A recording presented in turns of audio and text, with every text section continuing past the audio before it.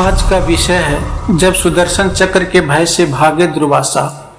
आखिर क्यों भागे सुदर्शन चक्र के भय से ऋषि दुर्वासा, पूरी कहानी जानिए। अम्बरीश बड़े धर्मात्मा राजा थे। उनके राज्य में बड़ी सुख शांति थी। धन, वैभव, राज्य, सुख, अधिकार, लोभ, लालच से दूर निश्चिंत होकर वह अपना अधिकतर समय ईश्वर भक्ति में लगाते थे।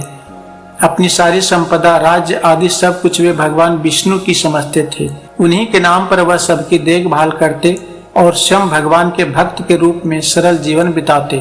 दान, पुण्य, परोपकार करते हुए उन्हें ऐसा लगता जैसे वह सब कार्य स्वयं भगवान उनके हाथों से संपन्न करा रहे हैं। उन्हें लगता था कि ये भौतिक सुख साधना सामग्री एक दिन नष्ट हो जाएगी, पर भगवान की भक्ति, उन पर विश्वास उन्हें इस लोक, परलोक तथा सर्वत्र उनके साथ रहेगी। अम्बरीश की ऐसी विरक्ति तथा भक्ति से प्रसन्न हो भगवान श्री कृष्ण ने अपना सुदर्शन चक्र उनकी रक्षा के लिए नियुक्त कर दिया था। एक बार की बात है कि अम्बरीश ने 1 वर्ष तक द्वादशी प्रधान व्रत रखने का नियम बनाया। हर द्वादशी को व्रत करते, ब्राह्मणों को भोजन कराते तथा दान करते। उसके पश्चात अन्न जल ग्रहण कर व्रत का पारण करते। एक बार उन्होंने वर्ष की अंतिम द्वादशी को व्रत की समाप्ति पर भगवान विष्णु की पूजा की। महाभिषेक की विधि से सब प्रकार की सामग्री तथा संपत्ति से भगवान का अभिषेक किया तथा ब्राह्मणों, पुरोहितों को भोजन कराया, खूब दान दिया।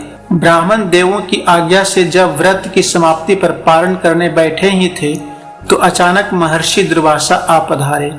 अम्बरीश ने खड़े होकर आदर से उन्हें बैठाया और भोजन करने के लिए प्रार्थना करने लगे। दुर्वासा ने कहा, भूख तो बड़ी जोर की लगी है राजन, पर थोड़ा रुको, मैं नदी में स्नान करके आ रहा हूँ, तब भोजन करूँगा। ऐसा कहकर दुर्वासा वहाँ से चले गए। वहाँ स्नान ध्यान में इतना डूबे कि उन्हें याद ही न रहा कि अम्बरीश बिना उनको भोजन कराए अपना व्रत का पारण नहीं करेंगे। बहुत देर होने लगी। द्वादशी समाप्त होने जा रही थी। द्वादशी के रहते पारण न करने से व्रत खंडित होता और उधर दुर्वासा को खिलाए बिना पारण किया नहीं जा सकता था। बड़ी विकट स्थिति थी। अम्बरीश दोनों स्थितियों से परेशान थे। अंत में ब्राह्मणों ने परामर्श दिया कि द्वादशी समाप्त होने में थोड़ा ही समय शेष है। पारण द्वादशी तिथि के अंदर ही होना चाहिए। दुर्वासा अभी नहीं आए, इसलिए राजन आप केवल जल पीकर पारण कर लीजिए। जल पीने से भोजन कर लेने का कोई दोष नहीं लगेगा और द्वादशी समाप्त न होने से व्रत खंडित भी नहीं होगा। शास्त्रों के विधान के अनुसार ब्राह्मणों की आज्ञा से उन्होंने व्रत का पारण कर लिया। अभी वह जल पी ही रहे थे कि दुर्वासा आ पहुंचे। दुर्वासा ने देखा कि मुझ ब्राह्मण को भोजन कराए बिना अम्बरीश ने जल पीकर व्रत का पारण कर लिया। बस फिर क्या था, क्रोध में भरकर शाप देने के लिए हाथ उठाया ही था कि अम्बरीश ने विनय पूर्वक कहा, ऋषिवर, द्वादशी समाप्त होने जा रही थी, आप तब तक नहीं आए। वर्ष भर का व्रत खंडित न हो जाए, इसलिए ब्राह्मणों ने केवल जल ग्रहण कर पारण की आज्ञा दी थी।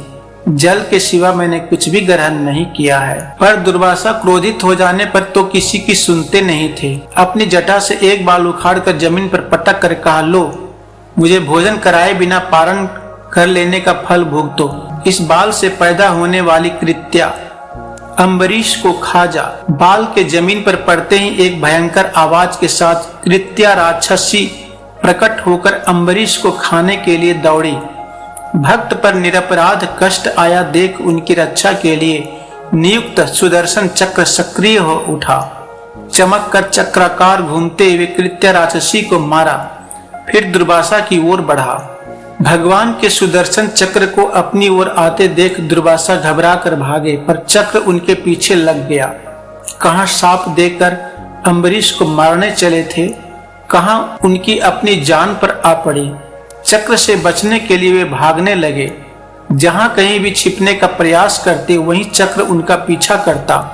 भागते भागते ब्रह्मलोक में ब्रह्मा के पास पहुंचे और चक्र से रक्षा करने के लिए गुहार लगाई। ब्रह्मा बोले, दुर्वासा, मैं तो सृष्टि को बनाने वाला हूँ, किसी की मृत्यु से मेरा कोई संबंध नहीं। आप शिव के पास जाएं, वे महाकाल हैं, वह शायद आपकी रक्षा करे। दुर्वासा शिव के पास आए और अपनी विपदा सुनाई। दुर्वासा की दशा सुनकर शिव को हंसी आ गई। बोले, दुर्वासा, तुम सबको शाप ही देते फिरते हो, ऋषि होकर क्रोध करते हो। मैं इस चक्र से तुम्हारी रक्षा नहीं कर सकता, क्योंकि यह विष्णु का चक्र है। इसलिए अच्छा हो कि तुम विष्णु के पास जाओ, वही चाहे तो अपने चक्र को वापस कर सकते हैं। दुर्वासा की जान पर आ पड़ी थी। भागे भागे भगवान विष्णु के पास पहुंचे। चक्र भी वहां चक्कर लगाता पहुंचा। दुर्वासा ने विष्णु से अपनी प्राण रक्षा की प्रार्थना की। विष्णु बोले, दुर्वासा, तुमने तब से अब तक जितनी भी शक्ति प्राप्त की, वह सब क्रोध तथा शाप देने में नष्ट करते रहे। तनिक सी बात पर नाराज होकर झट से शाप दे देते हो। तुम तपस्वी हो, तपस्वी का गुण धर्म क्षमा करना होता है। तुम ही विचार करो, अम्बरीश का क्या अपराध था? मैं तो अपने भक्तों के हृदय में रहता हूँ। अम्बरीश के प्राण पर संकट आया तो मेरे चक्र ने उनकी रक्षा की। अब यह चक्र तो मेरे हाथ से निकल चुकी है, इसलिए जिसकी रक्षा के लिए यह तुम्हारे पीछे घूम रहा है, अब उसी की शरण में जाओ। केवल अम्बरीश ही इसे रोक सकते हैं। दुर्वासा भागते भागते थक गए।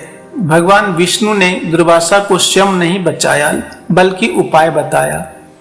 दुर्वासा उल्टे पांव फिर भागे और आए अम्बरीश के पास। अम्बरीश अभी भी बिना अन्न ग्रहण किए उनकी प्रतीक्षा कर रहे थे। दुर्वासा को देखते ही उनको प्रणाम कर बोले, मुनिदेव, मैं तब से आपकी प्रतीक्षा में बिना अन्न ग्रहण किए केवल वही जल पिया है। आप कहाँ चले गए थे? दुर्वासा ने चक्र की ओर इशारा करके कहा, अम्बरीश, पहले इससे मेरी जान बचाओ, यह मेरे पीछे पड़ा है। तीनों लोकों में मैं भागता फिरा, पर ब्रह्मा, विष्णु, महेश किसी ने मेरी रक्षा नहीं की। अब तुम ही इस चक्र से मेरे प्राण बचाओ। अम्बरीश हाथ जोड़कर बोले, मुनिवर, आप अपना क्रोध शांत करें और मुझे क्षमा करें। भगवान विष्णु का यह चक्र भी आपको क्षमा करेगा। अम्बरीश के इस कहते ही चक्र अंतर्ध्यान हो गया। इस कथा से विनम्रता, धैर्य और ईश्वर भक्ति की प्रेरणा मिलती है।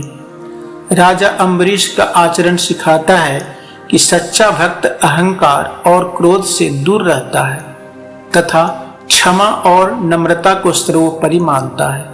वहीं ऋषि दुर्वासा की यह कथा संदेश देती है कि क्रोध महान तपस्या को भी व्यर्थ कर सकता है।